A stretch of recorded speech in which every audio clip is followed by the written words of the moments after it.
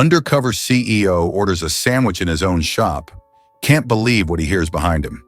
The lunchtime rush was in full swing.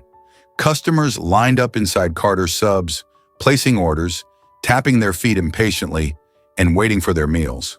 The smell of fresh bread and grilled meats filled the air. Or at least that's what it was supposed to be.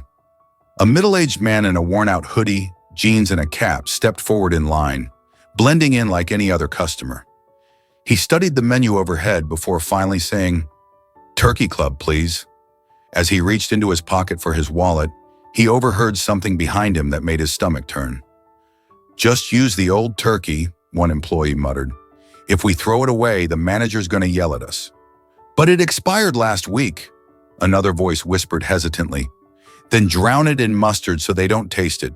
We gotta get rid of it." The man's grip on his money tightened, because he wasn't just any customer.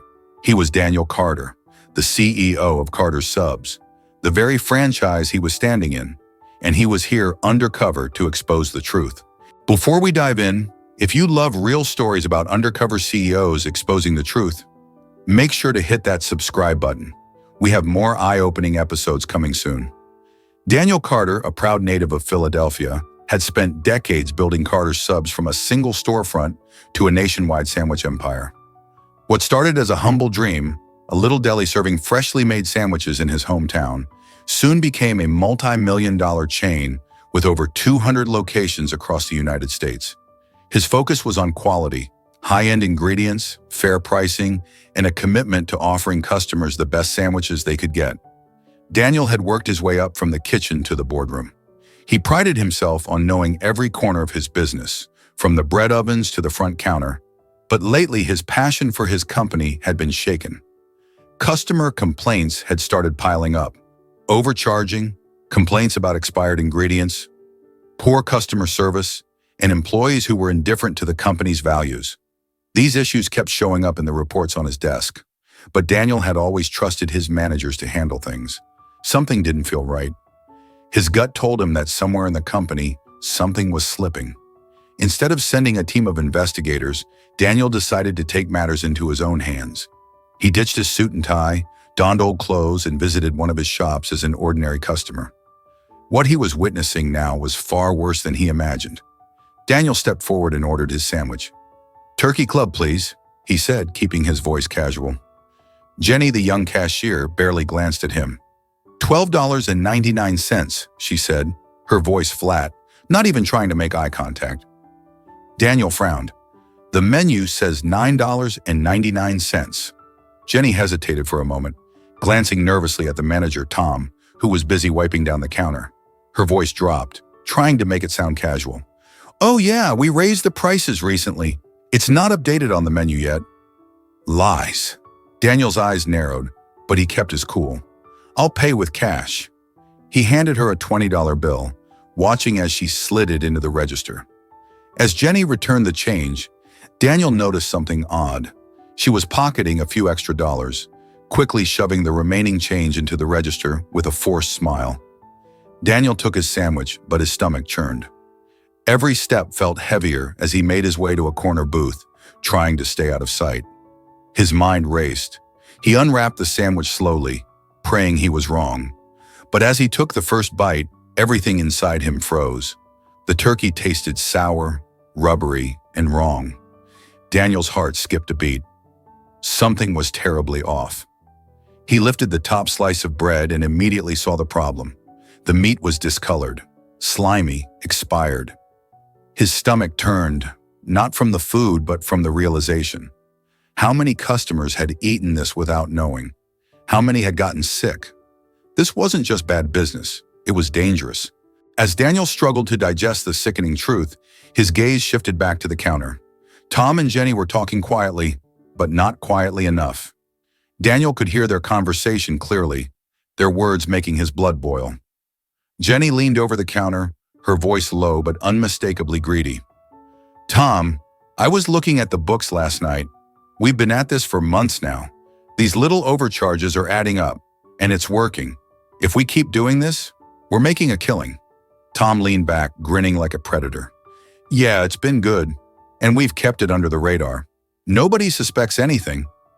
Jenny looked around the room quickly, making sure no one was eavesdropping. How much do you think we've pocketed since we started this? We're pushing this every day. The extra from the fake receipts, the higher prices, we're at least pulling in an extra $500 a week, maybe more. That's not even counting the expired food scam. Tom's eyes sparkled with satisfaction. I was thinking the same thing. By the end of the month, we'll have a few thousand extra in the bag, easy. We just keep the customers happy with discounts and free cookies. They never notice. Jenny's eyes gleamed. And it's so simple.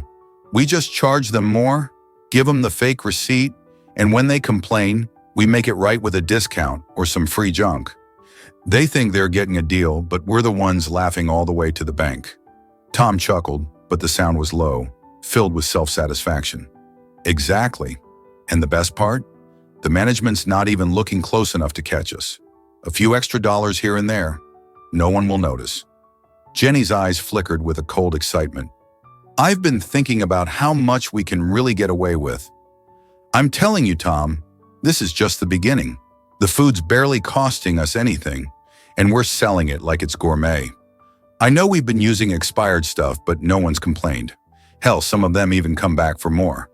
Tom nodded, his voice low but triumphant. It's working, Jen.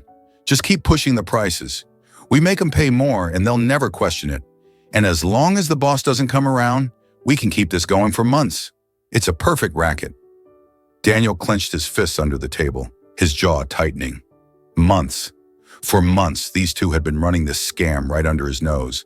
They'd been overcharging customers, serving rotten food, and making money off of dishonesty. It made him sick to his stomach.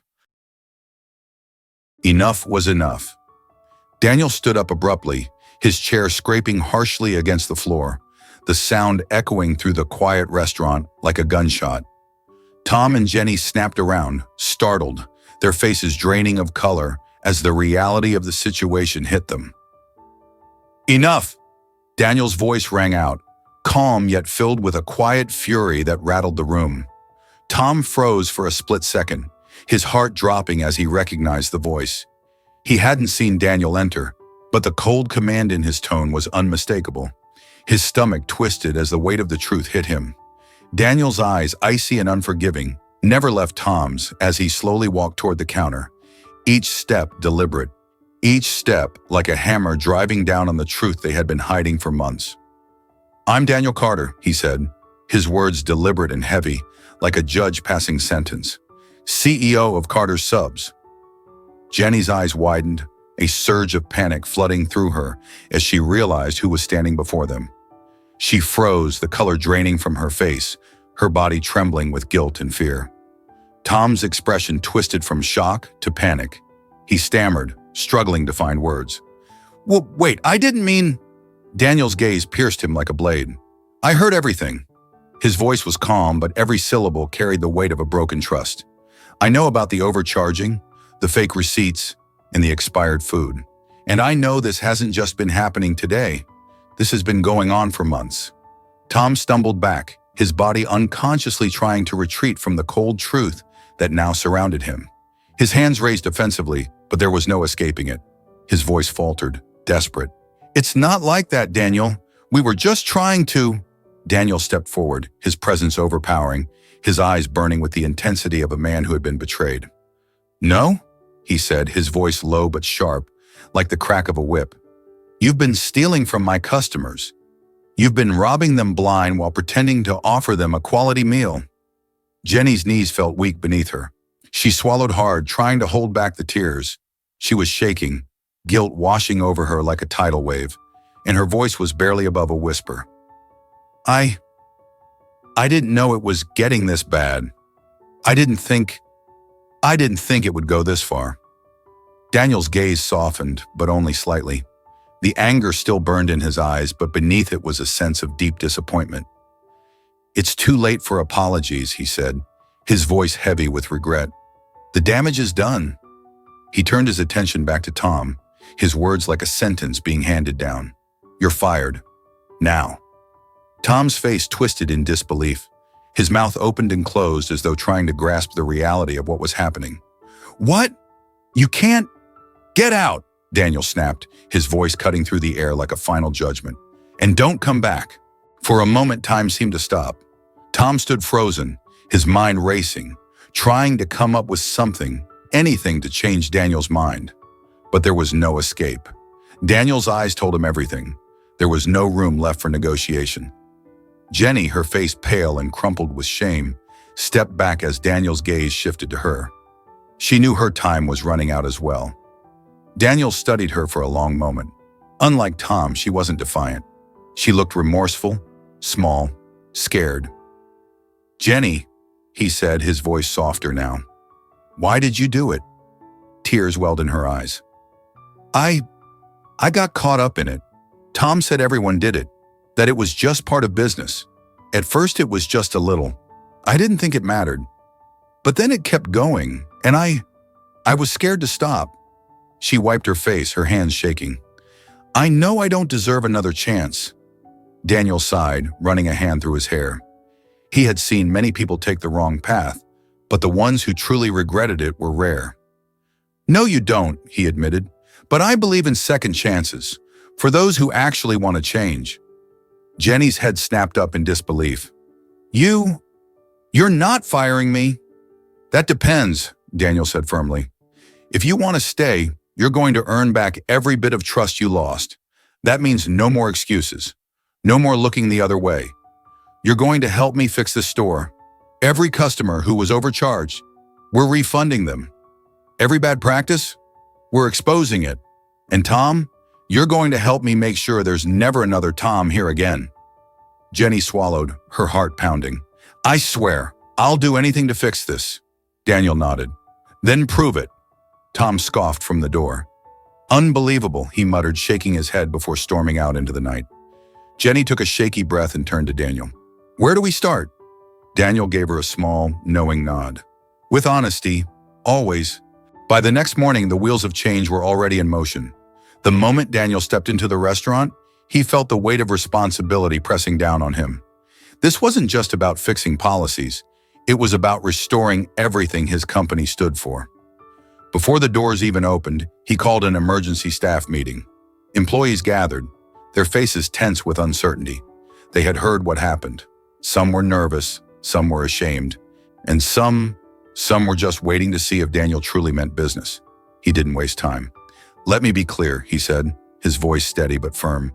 "This restaurant is built on trust. When we betray that trust, we don't just lose customers, we lose our integrity. That ends today." Then came the hard part, undoing the damage. The expired food was thrown out immediately. Daniel himself inspected the kitchen, yanking open refrigerators, running his fingers along the counters, scanning every shelf. What he found made his stomach turn. Expired turkey, moldy cheese, lettuce that should have been tossed days ago. He turned to the staff. "This is unacceptable." His voice was sharp, but beneath it was something even heavier: disappointment. He had built this business from the ground up. Seeing it rotting from the inside made his blood boil. Fresh stock was ordered on the spot.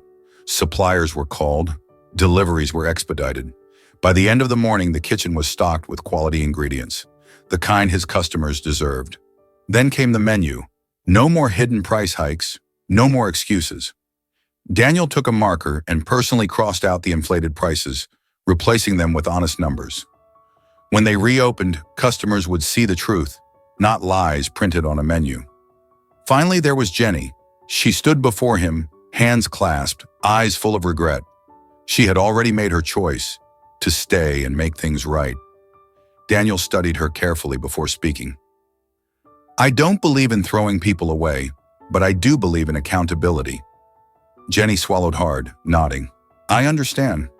You'll stay," he said, "but you're going to earn back every ounce of trust you lost. You'll be retrained, you'll work under strict supervision, and if I catch even a hint of dishonesty, you're done." Jenny's eyes brimmed with tears, but she straightened her shoulders. "I won't let you down again." Daniel nodded, but the truth was, only time would tell. Lastly, he brought in a new manager, Lucas. Not just anyone, a man Daniel had worked with before. A man who didn't tolerate shortcuts or excuses. A man who understood that real leadership wasn't about barking orders. It was about setting the standard and living by it. As Daniel shook Lucas's hand, his grip was strong. This store needs to be rebuilt from the ground up. Take care of it. Do it right. Lucas didn't hesitate. I won't let you down, Mr. Carter. Daniel took one last look around the restaurant. The fresh stock in the kitchen, the honest prices on the menu, the employees standing before him, nervous yet hopeful. Trust wasn't rebuilt in a day, but this was the first step. Business isn't just about money, it's about trust. Betray that and you lose everything. Your reputation, your integrity, and when that's gone, so is your business. Have you ever faced dishonesty in a business? Share your story in the comments. Let's talk about what real integrity looks like.